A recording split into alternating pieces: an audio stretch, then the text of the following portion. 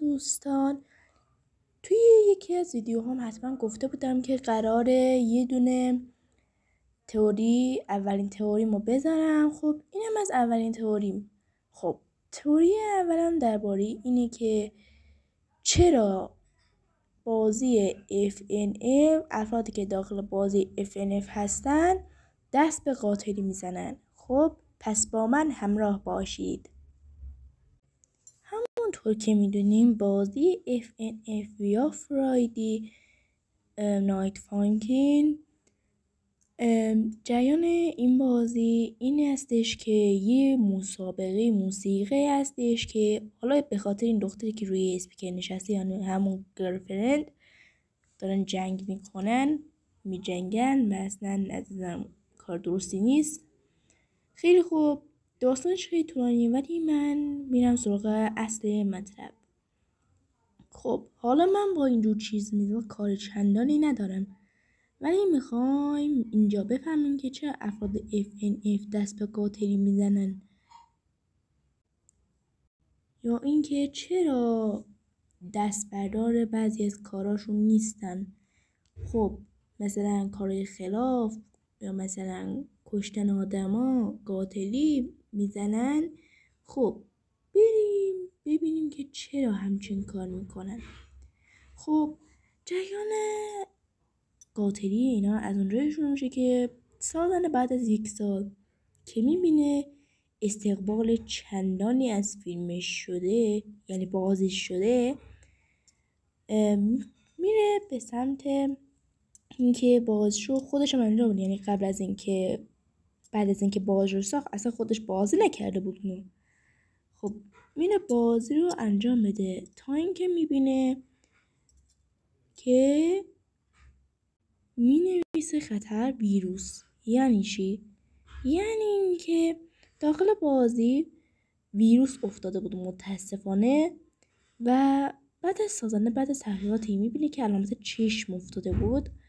خب این علامت چشم اینجاست که یعنی علامت چی رو نشون میده بچه ها؟ یعنی علامت ایلومینیاتی رو نشون میده.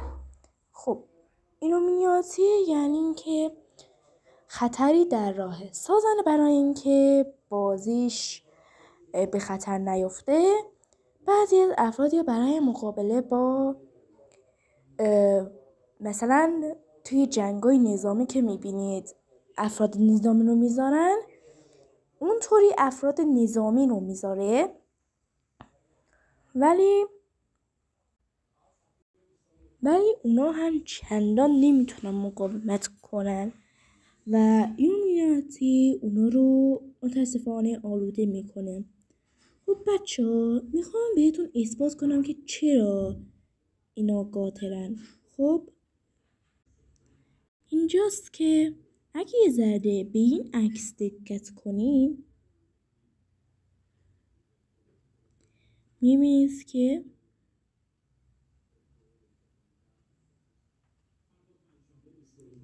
اینجا یه دونه چاقو هستش.